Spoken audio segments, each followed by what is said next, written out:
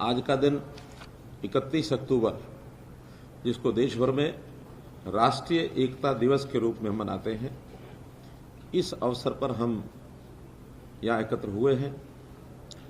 ये दिन 31 अक्टूबर लौह पुरुष देश के पूर्व गृह मंत्री सरदार वल्लभ भाई पटेल जी के जन्म दिवस के रूप में हम इसको राष्ट्रीय एकता दिवस के रूप में कहते हैं, क्योंकि जैसा उनका कार्य, जैसी उनकी सोच, उसी प्रकार से इस दिन का नाम रखा गया है।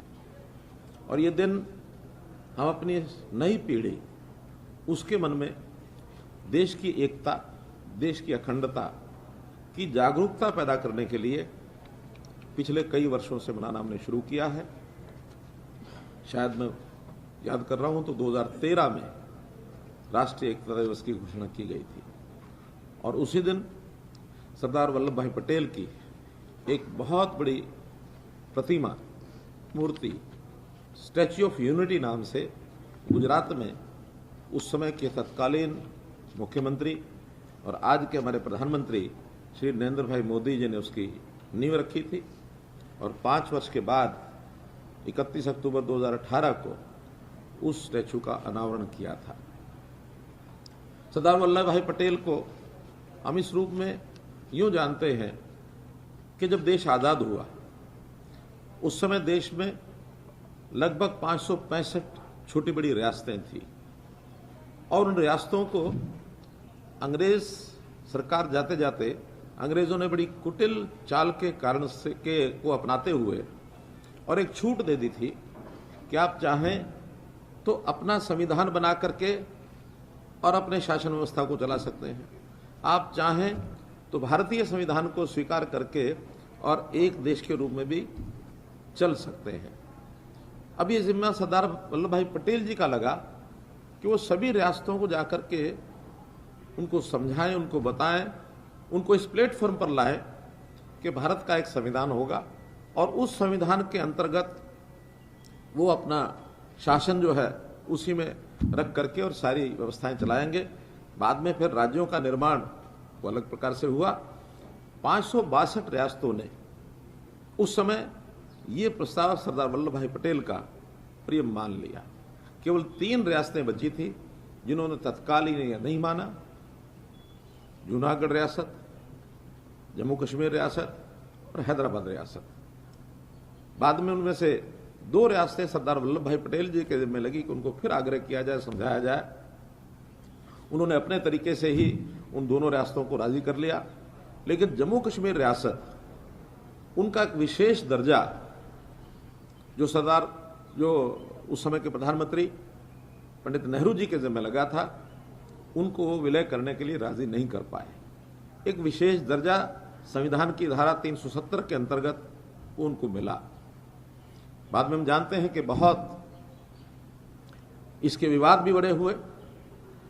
जम्मू कश्मीर का जो एक संपूर्ण विलय वो देश के साथ नहीं हो पाया और अब अंतोगत्वा अपने देश के वर्तमान प्रधानमंत्री श्री नरेंद्र मोदी जी ने अपने पूरी दूरदर्शी एक सोच के हिसाब से इस ढंग से एक वातावरण बनाया कि 370 को और 35A को निष्प्रभावी कर दिया। जम्मू कश्मीर फिर से तो क्या, यानी एक प्रकार से उस स्थिति में कि आज हम कह सकते हैं जम्मू कश्मीर उसी प्रकार के तरीके से जैसे बाकी देश साथ मिलकर चल रहा है, तो देश के साथ एक अभिन्न उसका जो जुड़ाव है जम्मू कश्मीर का बन गया है। तो ऐसे लौह पुरुष सरदार वल्लभ भाई पटेल, जिन्होंने देश के शासन प्रशासन, दूरदर्शी नेता होने के नाते से एक अच्छे गवर्नेंस के वो पुरोधा थे। यानी हम ये भी जानते हैं कि जो ब्रिटिश सिविल सर्विसेज थी उसको इंडियन सिविल सर्विसेज में बदलने के लिए उन्होंने कितना बड़ा स्टैंड लिया। स्टील फ्रेमवर्क ऑफ इंडिया, हमारी जो सिविल सर्विसेज जिसके अंतर्गत हम सब काम करते हैं, इसको दर्जा दिया गया। तो ये वही लौह पुरुष सरदार वल्लभ भाई पटेल थे, देश की एकता अखंडता के लिए और देश में एक अच्छा स्वच्छ प्रशासन चलाने के लिए उनका योगदान, महत्वपूर्ण योगदान रहा है। तो आज मैं इस अवसर पर, उनके जन्म दिवस के इस अवसर पर सभी को बहुत बहुत बधाई और शुभकामना देता हूं। और उनके जन्म दिवस पर हम हर वर्ष एक संकल्प लेते हैं, एक शपथ लेते हैं। देश भर में ये शपथ आज ली जा रही है इसी समय, तो मैं उस शपथ को पढ़ूंगा। आपसे निवेदन है कि सब अपनी जगह पर खड़े होकर अपना दाहिना हाथ सामने उठा करके और मेरे पीछे उस शपथ को दोहराएंगे। मैं सत्यनिष्ठा से शपथ लेता हूं कि मैं राष्ट्र की एकता, अखंडता और सुरक्षा को बनाए रखने के लिए स्वयं को समर्पित करूंगा और अपने देशवासियों के बीच यह संदेश फैलाने का भी भरसक प्रयत्न करूंगा। मैं ये शपथ अपने देश की एकता की भावना से ले रहा हूं, जिसे सरदार वल्लभ भाई पटेल की दूरदर्शिता एवं कार्यों द्वारा संभव बनाया जा सका।